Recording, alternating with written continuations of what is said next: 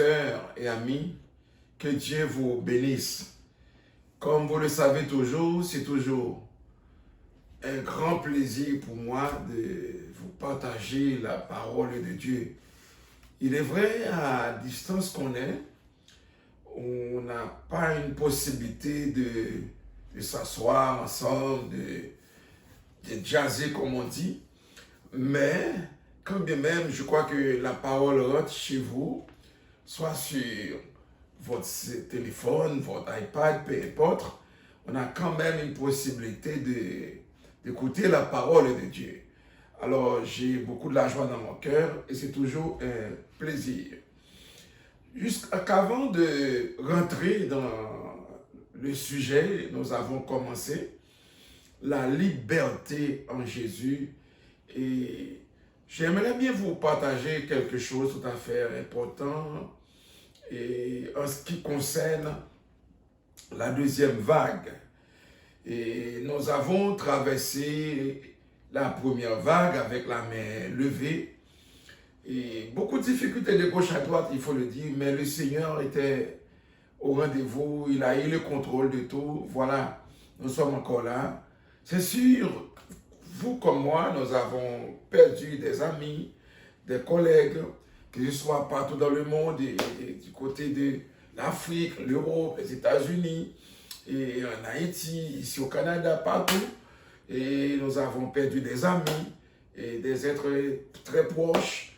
Mais quand bien même si vous êtes là, je suis là, nous réalisons que c'est une grande victoire. Dieu a voulu que nous soyons encore ensemble. Béni soit l'Éternel. Voilà, maintenant, la deuxième vague est déjà arrivée. Cette vague-là, que les hommes de science et les médecins, ils ont parlé beaucoup de ça depuis dans la première vague. Ils parlent beaucoup de la deuxième vague. Personne n'attendait pas. Et voilà maintenant, la deuxième vague est arrivée. En ce qui nous concerne ici, les autorités délimitent les zones par des zones vertes, les zones jaunes, les zones oranges, les zones rouges, etc. Alors voilà, nous sommes à Montréal et Montréal est situé dans une zone rouge. Et vous le savez, dans la première déclaration du ministre de la Santé, l'Église était considérée dans sa tête, ou bien dans la tête de son équipe, comme les bars, etc. Mais voilà, maintenant les bars sont fermés et l'Église maintenant se trouve à 25 personnes. Peu importe, vous avez une petite salle de 100 personnes, de 150 personnes, vous êtes autorisé à 25 personnes. Peu importe, vous avez une salle de 10 000 personnes. Dès que vous êtes lieu de culte, vous êtes autorisé à 25 personnes.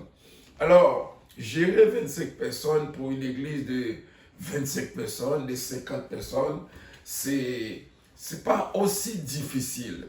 Mais une église 100, 200, 300, 1000 personnes, gérer 25 personnes dans un lieu de culte, vous pouvez comprendre que c'est très difficile pour les gestionnaires. C'est très difficile pour le protocole. Alors, moi, j'encourage tout le monde et mes frères et sœurs à être disciplinés.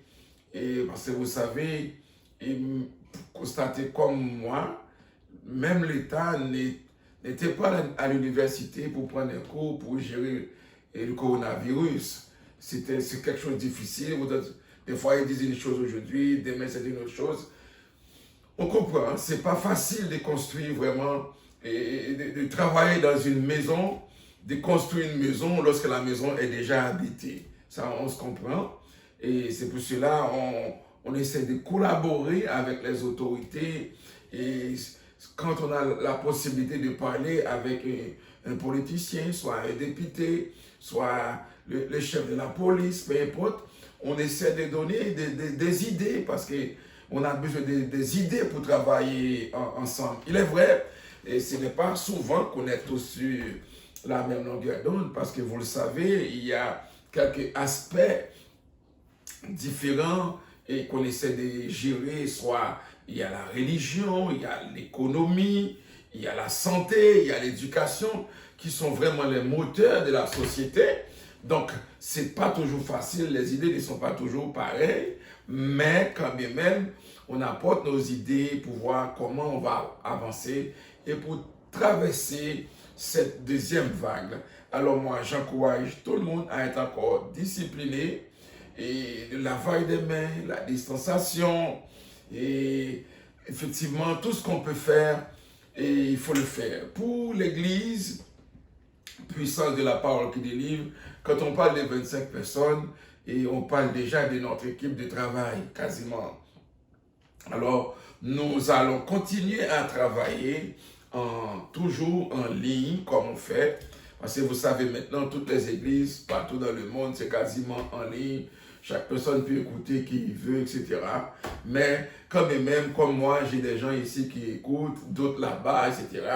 C'est comme ça. Maintenant, on le prend. Et tout ce qu'on veut faire, c'est qu'on va rencontrer toujours à l'église, avec l'équipe technique, par exemple les médias, et par exemple les musiciens, les services d'entretien, ménagers, etc., la sonorisation, toute l'équipe, on va toujours voir qu'est-ce qu'on peut faire pour vous donner un service aussi bien présenté. Ça va être sur YouTube et sur Facebook comme d'habitude. Alors, on va travailler, on va prier le Seigneur. Moi, ce que je demande à mes frères et sœurs, peu importe là où vous êtes, peu importe votre croyance, et il ne faut jamais prendre à la légère ce temps que nous traversons maintenant. Il ne faut pas se laisser vraiment tomber dans le découragement, mais il faut toujours avoir un temps pour prier le Seigneur afin que Dieu prenne le contrôle de cette maladie. Je dois dire un mot pour nos politiciens, je dois dire un mot pour nos décideurs. Si aujourd'hui il y a un confinement ou un semi-confinement, moi je l'appelle, on peut dire c'est la faute du président, c'est la faute de ci, c'est la faute de ça. Mais comme au début de la première vague, je vous ai dit, le Seigneur est assis sur son trône, il règne éternellement. Ce n'est pas parce que s'il y a la COVID-19, ça signifie que Dieu est absent. Non, il est encore là. Et toute chose se fait pour un but. Et c'est la raison pour laquelle j'encourage tout le monde à ne pas penser, de tomber dans le découragement pour dire ah, Dieu n'est pas là, pourquoi cela arrive à moi, etc. Au contraire, il faut bien réfléchir pour s'asseoir, pour voir ce que Dieu veut de nous. Et j'encourage encore tout le monde à rentrer dans la prière. Nos politiciens, je ne peux pas voir les politiciens comme des méchants, comme beaucoup de gens peuvent le penser. Non, moi je ne le vois pas comme ça. Je vois le méchant, c'est la COVID-19. Mais s'il y a quelque chose à combattre, ce n'est pas un homme. S'il y a quelque chose à combattre, ce n'est pas un pasteur. Ce n'est pas un premier ministre. Ce n'est pas un quoi. Et ce n'est pas une mairesse qu'on a à combattre. Qu'est-ce que la mairesse fait? Elle est dans une situation difficile, il est dans une situation difficile. Le pasteur aussi a besoin des bras solides, pas des gens pour l'emmener à gauche à droite, traîner dans la discussion. Il a besoin des gens pour penser, pour réfléchir, pour voir des choses en bonne perspective. C'est ce que nous avons besoin. C'est pour cela que je recommande qu'on doit prier contre cette maladie. Les églises, les pasteurs, les collègues, les collaborateurs dans le monde entier, on doit se tenir debout. Les jeunes, la jeunesse, vous avez du zèle, vous êtes capable de prier, vous êtes capable d'intercéder. Les petits-enfants, vous voyez comment cela vous nuit même à l'école, cela vous embête de jouer, de vous amuser avec votre ami, de faire tout ce que vous avez à faire. Alors, dans tout groupe d'âge confondu, moi, ce que je souhaite, c'est qu'on doit rentrer en prière. Les pasteurs, il faut organiser des cellules de prière à la maison, même si vous n'êtes pas capable de regrouper la majorité des églises. Souvent, je pense que vous pouvez voir, peut-être il y a des pasteurs qui retrouvent 25% de son assemblée. Il y en a d'autres, c'est 50, il y en a d'autres, c'est 75. Maintenant, il n'y a aucun pasteur, si on entend, qui qui va retrouver le 100% de son assemblée, soit sur YouTube, sur Facebook ou dans la ligne des prières. Ce n'existe pas. Il y en a qui ne vous entendez pas comme moi. Bon, on n'a pas de problème, mais tout simplement, tout ce qu'on doit faire, c'est ce que vous avez, c'est rentrer l'Église dans l'intercession, rentrer l'Église dans la prière contre cette maladie. Il ne faut pas seulement lancer des pierres sur les politiciens. Et c'est la faute, oui, je comprends. Il y a des fois des mauvaises gestions, on est d'accord. Personne n'est parfait, on s'entend. Mais on doit se tenir debout contre cette maladie. On doit prier le Seigneur à ce que Dieu nous fasse grâce, que cette maladie disparaisse, afin que nous puissions prendre notre vie normale. Nos enfants peuvent aller à l'école, les étudiants peuvent retourner à l'université, tous les restaurants, tous les hommes d'affaires qui souffrent maintenant. Au début, on a eu des petites subventions, mais est-ce que un pays peut vivre en subvention? Moi, je ne crois pas que c'est possible. Il faut que les gens travaillent, il faut que les entreprises ouvrent leurs portes, il faut, mais si ça ne marche pas, c'est du chaos. Alors, c'est la raison pour laquelle j'encourage mes pasteurs, mes collègues, mes frères, mes sœurs, de ne pas chamailler entre vous, de regarder qu'est-ce qui est bon, les bons lives, les mauvais lives, ce qui a plus de monde. Maintenant, ce n'est pas le temps de regarder les vues, ce n'est pas le temps de regarder les commentaires, ce n'est pas le temps de regarder le nombre de partages, qui est avec vous ou qui n'est pas avec vous. Ce n'est pas important maintenant. Maintenant, moi, je fais mes vidéos, je ne check même pas maintenant les vues. Je sais, je n'ai pas beaucoup. Je sais, j'ai des gens qui m'écoutent comme j'ai des gens qui n'écoutent pas. Alors, tout ce qui est important maintenant, c'est d'encourager les gens à chercher la faille du Seigneur, à se tenir debout dans la prière contre cette maladie, coronavirus, afin que nous puissions prendre notre vie normale, sans difficulté, pour évacuer à notre responsabilité. Comme ça, les lieux de culte vont être ouverts sans restriction.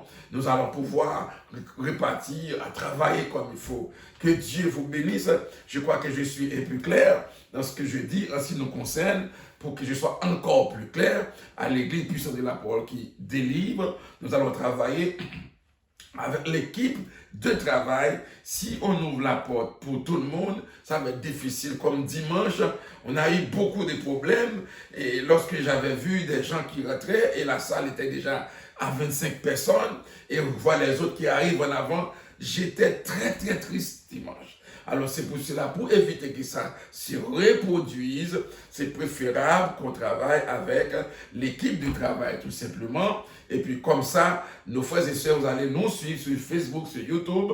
Et puis, quand le Seigneur va vouloir, et vu que nous sommes en prière, nous allons nous rencontrer, nous serrer les coudes. En ce qui concerne un petit point important que je trouve qui est très important aujourd'hui, je dois en profiter de 5 minutes qu'on m'accorde pour vous parler. C'est en ce qui concerne les fêtes en famille. Je comprends, comme moi, par exemple, je me suis planifié à faire une grande fête et c'était mon anniversaire de mariage. Et on a eu, mon épouse et moi, c'était 30 ans de mariage, mais ça tombe dans un mauvais moment. Mes enfants pourraient partir, voyager comme on fait toujours, etc. Mais maintenant, on restait tranquille parce que c'est pas le temps de faire des fêtes, d'inviter des amis, etc. Je ne dis pas le voisin va appeler la police. Non, je n'ai pas dit comme ça. Je ne dis pas, mais quand bien même, ce temps est un temps difficile, on reste tranquille un peu pour pouvoir traverser. Et quand c'est le temps, on va se réunir ensemble, on va se donner nos accolades, des câlins nécessaires, on va continuer à vivre ensemble. Mais pour l'instant, on va se serrer les coudes pour traverser, éviter les fêtes, éviter les rassemblements des différentes familles, comme les fêtes de naissance, anniversaire de naissance, anniversaire de mariage, les fêtes, etc., les barbecues, tout ça. Et on va les éviter juste pour l'instant. Ce n'est pas parce que je dis si vous allez attraper ou non, etc. Non. Tout simplement, la loi interdit ce type d'activité. Et puis aussi, peut-être vous êtes bien, vous êtes en forme, vous êtes en santé, mais pour protéger vos proches, je vous encourage à respecter toutes ces consignes. Et surtout pour nos aînés, quand nous avons des petits-enfants qui étaient à l'école en 2e, en 3e, en 4e année, etc. En arrivant à la maison, il y a le grand-parent qui est là. Vous comprenez, les grands-parents ont de très bonnes relations avec des petits-enfants. Alors, vous, il faut gérer ça très bien parce que cette maladie, elle existe, elle est là. Alors, tout ce qu'on peut faire, il faut le faire. Et un jour comme aujourd'hui, je souhaite bien qu'on va pouvoir s'asseoir pour fêter ensemble. Tout ce qu'on n'a pas mangé, tout ce qu'on n'a pas dit, tout ce qu'on n'a pas fait dans le passé, on va pouvoir le faire, mais avec la tête reposée. Que Dieu vous bénisse. Et je vais prier pour vous avant même de rentrer dans le sujet pour dire quelques mots. Parce que c'est important pour nous. Père, dans le nom de Jésus de Nazareth, je viens devant toi au nom de Jésus. Merci pour ta présence. Merci Père parce que tu as permis que nous soyons ici, nous avons cette possibilité de parler à ton peuple, que ton nom soit glorifié. Même si la COVID-19 nous éloigne les uns des autres, mais quand même il y a une possibilité à ce que l'évangile continue à prêcher. Maintenant je prends l'autorité sur tout esprit impur, esprit méchant, toute force diabolique, esprit qui rôde, qui amène même le découragement chez nos frères et sœurs. Je lis toutes les puissances au nom de Jésus. Seigneur, je prie maintenant pour nos collègues pasteurs qui sont en difficulté financière, nos collègues pasteurs, Seigneur, qui ne savent pas s'ils doivent continuer le culte ou non. Mais tu sais qui tu as appelé, Seigneur. Quand tu as l'appel sur quelqu'un, Seigneur, il y a la provision qui accompagne l'appel. Et c'est la raison pour laquelle je prie pour nos collègues pasteurs, pas seulement ici à Montréal, mais nos pasteurs dans le monde entier, qu'ils soient nos collègues aux États-Unis, nos collègues qui soient, Seigneur, dans les pays d'Europe, en Afrique, en Haïti, dans les autres provinces du Canada. Quand nous parlons, quand nous écoutons nos collègues pasteurs, nous voyons il y a un moment de détresse. Nous prions au nom de Jésus. Je prie aussi pour les fidèles, les membres fidèles des différentes communautés, particulièrement les puissants de la parole qui délivrent. Seigneur, nous sommes tous dans un cafouillage. Nous ne savons que faire, mais nos dieux sont fixés sur toi. Au nom de Jésus-Christ de Nazareth, Seigneur, donne-nous la force afin de traverser ces temps durs, ces temps d'épreuve, afin que nous puissions sortir avec la main levée au nom de Jésus de Nazareth. Je prie pour les autorités décideurs. Je prie, Seigneur, maintenant pour nos politiciens. Seigneur, je prie pour notre Premier ministre, M. Legault. Je prie pour notre Premier ministre, M. Justin Trudeau. Seigneur, je prie pour les décideurs, les responsables de la santé publique, les différents ministres, soit la santé, ministre de l'économie, soit ministre de l'éducation, soit ministre de la sécurité. Nous voyons, ils ont la main pleine, Seigneur. C'est pour cela que je prie à ce que tu fasses grâce à notre nation, que ton nom soit glorifié. Seigneur, je prie maintenant au nom de Jésus de Nazareth pour les maires, les mairesses, les maires de grandes villes, les maires de l'arrondissement. Je prie, Seigneur, à ce que nous soyons touchés en sécurité par toi. Il y en a beaucoup qui tombent malades en quarantaine. Ils doivent continuer à gérer, à prendre soin des citoyens, à décider pour les citoyens. Seigneur, fais grâce au nom de Jésus-Christ de Nazareth. Je lève votre terre, mais également, Seigneur, les États-Unis. Bientôt, les élections s'en viennent, Seigneur.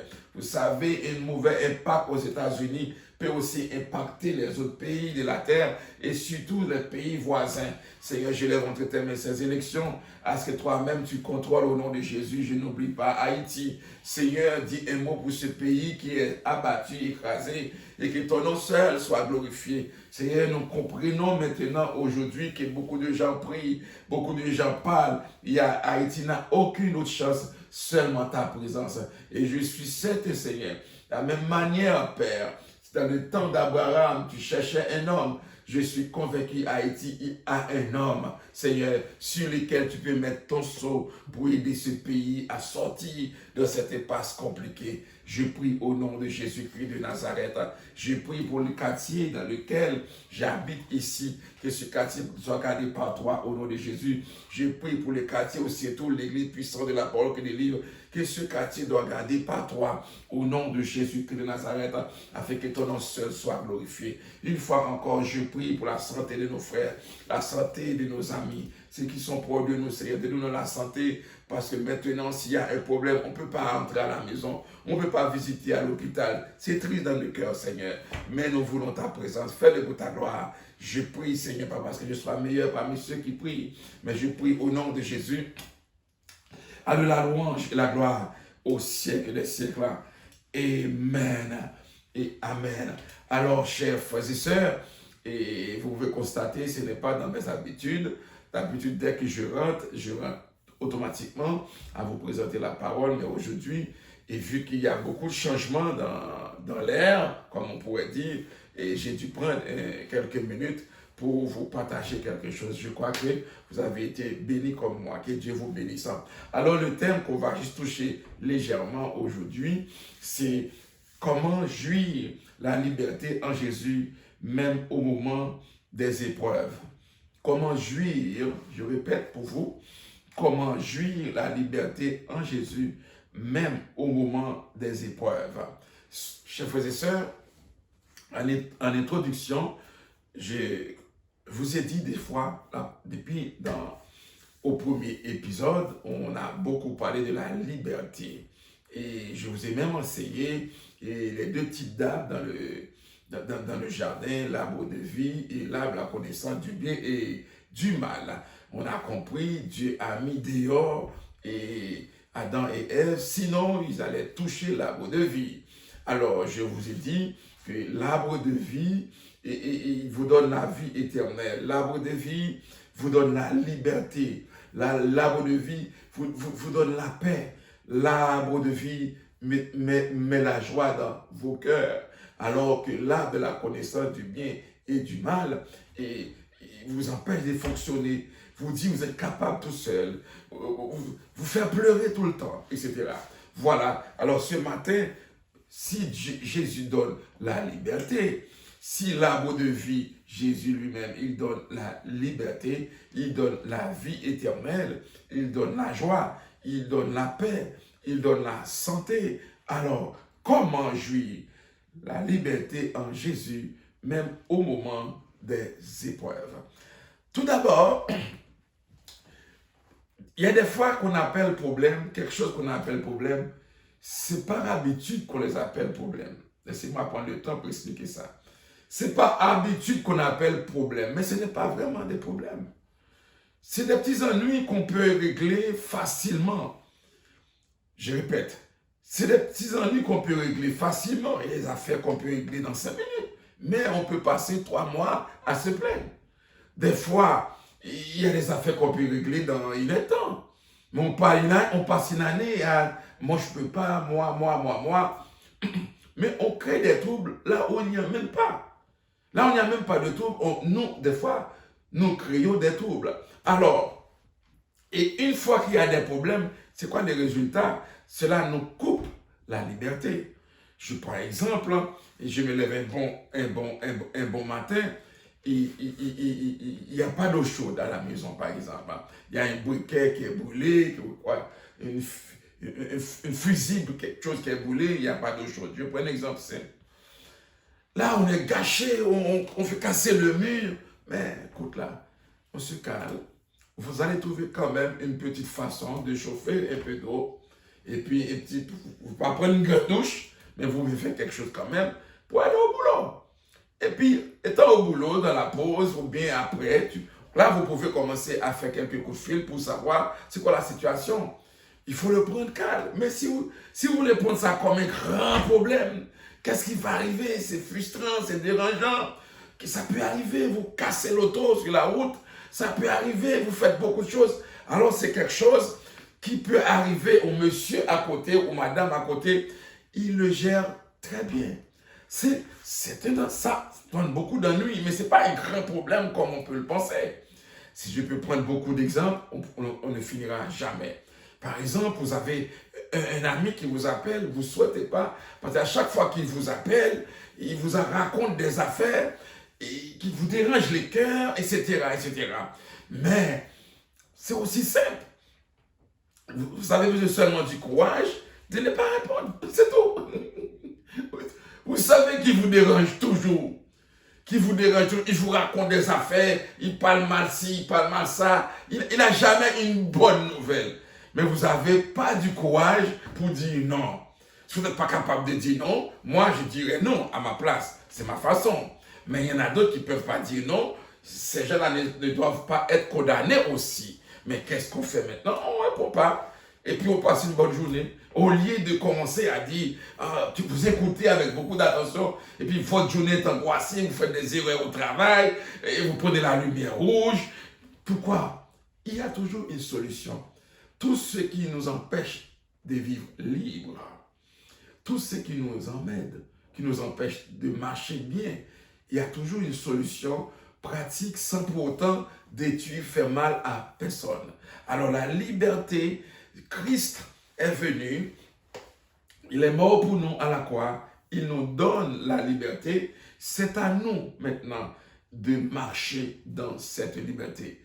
Vous pouvez voir des gens qui ont beaucoup de diplômes, qui ont de très très bons emplois, mais ces gens-là, ils ne sont pas malades, mais ils vivent malheureusement, ils ne sont pas heureux, ils ne sont pas bien. Ce sont des gens angoissés. Et c'est pour cela, vous et moi, nous acceptons Jésus. Nous n'avons rien à perdre, nous n'avons rien du tout, parce que Jésus lui-même, qu'est-ce qu'il fait? Il prend nos fardeaux. Alors, il faut prendre nos fardeaux, nous sommes complètement libérés. Maintenant, c'est à nous de vivre dans la liberté, même si nous sommes en épreuve, ou en difficulté, ou en persécution. Pourquoi le pasteur va dire ce matin, comment jouir la liberté en Jésus, même au moment des épreuves? C'est parce que Dieu ne va pas nous tuer dans les épreuves. Les épreuves sont là pour nous faire grandir. Les épreuves sont là pour nous amener dans la présence du Seigneur. Et pourquoi aussi je dis il faut jouir la liberté? C'est parce que lorsque les problèmes arrivent, nous avons un mathématicien. Il est Jésus. Si nous prenons tout, nous le laissons en arrière, nous prenons tout. Ça, c'est à nous. Mais comme je dis souvent, et beaucoup de prédicateurs comme moi, on parle de ça, souvent la décision des fois que Dieu nous demande de prendre, et les yeux des autres peuvent le voir d'une autre façon. Parce que l'homme marche par la vue, mais les hommes que Dieu appelle, ils marchent par la foi. Vous pouvez prendre une décision, quelqu'un dit, vous faites un échec, c'est pas normal, parce qu'il copie sur ce qu'il voit à côté. Parce que c'est comme ça l'autre pasteur le fait, c'est comme ça l'autre maman le fait, c'est comme ça l'autre papa le fait, mais Dieu n'est pas comme ça. Dieu a un principe. C'est pour cela, dans nos messages, dans la Bible, Dieu fait toujours l'équilibre. Il y a des fois, vous êtes dans un problème, Dieu est venu, vous ne savez même pas quand le problème s'est résolu. Mais il y a d'autres fois aussi, vous êtes dans une difficulté, Dieu vous demande de faire quelque chose. Des fois, vous dites, Seigneur, faites-le pour moi. Non, je vais vous donner la force, je vais vous donner du courage. On a beaucoup expliqué ça. Dans le cas de Josué, vous avez vu 5 nations se lèvent contre Israël. Alors Josué n'a pas fait beaucoup de choses. Dieu est venu, il a dispersé tous les ennemis, mais il y a des fois aussi, il faut tousser les poètes là, comme on peut dire, que Dieu vous bénisse, c'est important. Mais ce qui est important ou très important, ce n'est pas perdre votre liberté en Jésus. Par exemple, je prie pour ceux qui ont des mauvais rêves. Vous passez la nuit à faire des sons difficiles. Vous voyez les grands-parents qui sont décédés ça fait longtemps, les vieux collègues de travail, un boulot, vous avez laissé depuis 20 ans, vous voyez encore, là vous êtes diplômé, vous avez un bon travail, vous voyez, vous êtes dans une ancienne place, vous étiez maltraité, quelqu'un qui court après vous, etc. Dans les sons, dans les rêves. Mais vous vous réveillez le matin, là, vous avez une journée difficile. La liberté est partie. Vous avez peur de prendre l'auto, peur de manger, peur d'appeler, peur, etc. Alors, il n'y a plus de liberté à ce moment-là. Alors, qu'est-ce qu'on fait? Vu qu'on a quelqu'un qui nous attend, son nom est Jésus, on s'en va vers lui, on commande des prières, ou chasser les mauvais rêves, ou détruire les mauvais rêves, ou commander tout mal qui s'élève, tout ce que tu as vu, tu les cancelles au nom de Jésus qui Nazareth, et s'il en faut même, tu les retournes, côté où tu sortir. Le nom du Seigneur soit glorifié. Et puis, il faut prier, il faut avoir la foi. Écoutez-moi très bien, frères et sœurs. mes amis. Il faut prier, il faut avoir la foi. Sinon, vous allez avoir une journée gâchée, une journée gaspillée. Vous avez tout maltriste, maltraité, etc. Et si vous voyez que cela persiste, maintenant, il faut prendre le sac. Il faut passer dans la prière un peu plus, dans le jeûne. Et moi, j'encourage, tout au début de la première vague de cette pandémie, j'encourage toujours un coin de prière. Si vous voyez que cela persiste, là, vous prenez un coin de prière. Vous remettez tout entre les mains du Seigneur, parce que le problème, c'est tout dans les pensées. Vous dites au Seigneur d'occuper ma pensée. Seigneur Jésus, prends le contrôle de ma pensée. Prends le contrôle de mon cœur. Une fois le Seigneur vient de ta pensée, la joie va revenir. Vous allez commencer à revivre votre liberté. Je crois que je suis un peu clair aujourd'hui en ce qui concerne de la liberté. Tout ce qui se présente dans la vie, que ce soit dans la famille, que ce soit dans les églises, au travail, au boulot, dans les mauvais rêves, dans la décision intellectuelle, dans tout ce qui peuvent, ou plutôt nous enlever la liberté, c'est quelque chose pour lequel on doit faire beaucoup d'attention et amener ça au Seigneur. Que Dieu vous bénisse. Je vais juste toucher deux petits points avant de... Voilà. Je vais juste toucher quelques petits points avant de passer à autre chose. Tout d'abord, pour avoir cette liberté, écoutez-moi très bien, pour avoir cette liberté que je parle, que Jésus donne, laissez-moi dire un petit mot. Des fois, vous pouvez voir quelqu'un, vous regardez cette personne toujours joyeuse. Vous pouvez dire qu'elle n'a pas de problème. Le pasteur n'a pas de problème, oui. Le pasteur a beaucoup de problèmes, oui. La maman a beaucoup de problèmes, oui. Lui ou elle a beaucoup de problèmes. Mais vous savez quoi? Souvent, lorsqu'on a des problèmes, on doit se référer aux promesses de Dieu. Et c'est la promesse de Dieu qui va nous fortifier. En nous fortifiant, nous aurons la liberté de vivre. Parce que nous savons, toutes ces choses ne nous appartiennent pas. Tous ces problèmes ne nous appartiennent pas. Si vous voyez, je me suis assis devant vous aujourd'hui, vous vous dites, cet homme-là qui me parle, le pasteur est toujours souriant, il n'a pas de problème, il n'a pas ci, il n'a pas ça. Non. Quelqu'un même peut penser que je suis un traître, que je suis un hypocrite. Parce que c'est pas dans mes habitudes de me plaindre. Ouais. Quelqu'un peut même dire, il ne demande pas à l'église, et il est un homme toujours heureux. Peut-être c'est une habitude. Mais ça ne veut pas dire qu'on n'a pas de problème. Ou c'est une grâce spéciale. Ou quand je suis sur la route, je suis ébranlé, mais une fois arrivé à la maison, je prends mon genou, comme je dis, de la même manière qu'on a une table à manger. Aussi, on doit avoir un coin de prière à la maison. Quand je rentre dans mon coin, et puis mes enfants passent, papi, tu es là, et puis on me voit dans un petit coin. Je n'ai pas besoin d'un frère et une soeur pour entendre ce que je dis. Mon épouse n'a pas besoin d'entendre ce que j'ai dit. Mes enfants n'auront pas besoin d'entendre ce que je dis. C'est une relation entre Dieu et moi. Alors, à partir de là, quand on finit, on sort de là avec la joie dans le cœur parce qu'on sait, le problème est là, mais le Seigneur est au contrôle. Je pense que je parle à quelqu'un maintenant. Vous avez le problème, mais le Seigneur est au contrôle. Des fois, qu'est-ce qu'il va vous demander de faire?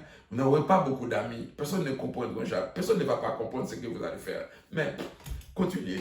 Il faut tout simplement savoir, tu es dans le plan de Dieu. Il y a des décisions que les prophètes ont prises, des décisions que les apôtres ont pris, et ce n'est pas facile, mais quand bien même les résultats, c'est pour vous et moi aujourd'hui qui a amené l'évangile jusqu'à nous. Que Dieu vous bénisse. Pour d'abord, vu dans cette liberté, nous allons toucher tout simplement, il faut aimer Jésus. Aimer Jésus. Vous allez comprendre, depuis la pandémie, je parle beaucoup de l'amour. Quelqu'un peut penser, tu ne peux pas être avec quelqu'un, bon, on n'est pas dans le business là, ce qu'on fait, on gère ensemble une société et on a des dividendes à séparer, tout ça là, c'est pas cela. On peut être dans une société ensemble, vous êtes gestionnaire, je suis gestionnaire, nous travaillons, vous êtes directeur, je suis assistant directeur, on travaille, mais on n'est pas nécessairement être un ami comme tel. Je dis, un ami comme tel, là c'est de la relation professionnelle, je le dis comme ça. Mais, quand il sera Jésus-Christ de Nazareth, on va prier, on va chercher sa face, on va dire, Seigneur, dans ce petit coin, j'ai besoin de toi. Viens vers moi au nom de Jésus. Là, il faut être ami. Et pour ami, il faut aimer Jésus. Aimer Jésus. Et c'est pour cela, lorsqu'on aime quelqu'un, ne le fait pas souffrir. C'est facile de détecter quelqu'un, même si qui vous embrasse, qui donne des câlins, qui ne vous aime pas. Parce que quand quelqu'un qui parle dans votre dos, il ne vous aime pas. C'est aussi simple que bonjour. D'ailleurs, c'est la faiblesse aussi. C'est le manque de maturité qui pousse quelqu'un à parler mal dans le dos de l'autre. Alors, il ne vous aime pas. Je ne vous demande pas de le détester. Non, c'est pas ce que je vous demande là. Mais je vous dis, si vous aimez quelqu'un, vous marchez promptement avec lui. Par exemple, c'est pour cela, Jean 14, 15 va dire, il faut aimer Jésus. Et lorsqu'on aime Jésus, maintenant, vous gardez les commandements. Si vous m'aimez, vous gardez mes commandements. Ça veut dire que vous voulez vivre dans la liberté, il faut garder les commandements. Par exemple, si vous courez à faire n'importe quoi, à créer des troubles à gauche, à droite, et puis vous voulez être libre, comment vous allez être libre là? Vous allez être emprisonné. Même si vous n'êtes pas emprisonné en quelque part, mais dans votre pensée, dans votre idée, si vous avez la conscience, vous aurez du mal à dormir, du mal à manger. Des fois, vous faites quelque chose, vous ne pensez même pas la valeur de ce que vous faites. Mais quand tout c'est arrivé, vous dites là, si je savais, je ne le ferais pas. Vous vous coupez votre liberté, vous vous coupez tout. Vous êtes seul, vous vous prenez comme un king et comme quelqu'un de grand, et pourtant vous faites tant de mal. Mais aujourd'hui, si vous aimez, vous marchez dans l'amour. Et l'amour, qu'est-ce que ça donne? L'amour donne la liberté. Que Dieu vous bénisse. Il faut, pour vivre dans cette liberté, il faut aimer Jésus. Pour vivre encore dans cette liberté, il faut servir Dieu. Amen. Il faut servir Dieu pas en suivant ses règles. Ah, ce que j'ai dit aujourd'hui, ça paraît bizarre. Votre attention est importante. Ce n'est pas de suivre les règles. Comme si, moi je dois prier comme ça, je dois marcher comme ça, je dois remplir l'onction comme ça, je dois être comme ça, je vais être comme ça, je dois coucher comme ça, je dois manger comme ça. Pas du tout, c'est pas ça. Au contraire, vous coupez votre liberté de préférence. Mais, gloire à Dieu, pour avoir cette liberté, ce n'est pas la règle, mais c'est votre relation avec Dieu. C'est ça que je voulais vous dire. Quand vous êtes en relation avec Dieu, vous sortez avec le cœur joyeux. Il y a un bruit, il y a un mouvement, il y a ce qui arrive. Vous êtes libre, vous avez la joie dans le cœur. Ne pensez pas que je sois venu pour abolir la loi ou les prophètes. Je ne suis pas venu pour abolir, mais pour accomplir. Matthieu, chapitre 5, verset 17. Dieu est avec vous. Il n'est pas là pour vous mettre dans des trous ici à gauche, à droite, mais il est là pour marcher avec vous.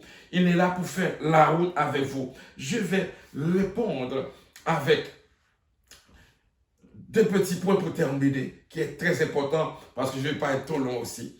Je vous dis ça. Répondre à nos chutes par des réflexions de vie et non de condamnation. Chers frères et sœurs, il y a des gens, vous vous condamnez rapidement. Ah, c'est ma faute. Ah, c'est ma faute. Moi, il fut un temps, j'étais dans le ministère, je le faisais aussi. J'étais du nombre. Pour que l'église marche, quand quelqu'un fait une bêtise, je prends cette bêtise, je porte sur mon dos. Et je rentre à la maison rempli de bêtises. Quand quelqu'un dit quelque chose, je ne suis même pas là, vous faites quelque chose. Moi, pour que l'église marche, pour que tout le monde voit qu'il y a une belle église, l'assemblée est très belle dimanche matin. Et puis, moi, j'accepte tout pour la gloire du Seigneur. Mais un jour, Dieu m'a parlé. Je me suis condamné personnellement pour quelque chose que je n'ai même pas commis. Je me suis condamné, je perds toute ma liberté à la maison, avec mes enfants, avec mes amis, avec mes brebis, à savoir que quelque chose qui se passe, on essaie toujours de, comme dit en vieux proverbe créole, prends pas et couvre ça, et dimanche matin, tout le monde est heureux. Un jour, Dieu m'a montré. Et des fois, ces gens-là, vous les protégez matin, midi, soir. Ce sont ces gens-là que l'ennemi va utiliser contre vous. Imaginez, vous protégez quelqu'un, ça fait longtemps, et les premiers coups de marteau, c'est lui qui va le donner contre vous. Là, vous allez dire, ah, j'avais fait un mauvais choix. Et c'est pour cela, et je dis ce matin, ne vous laissez pas condamner.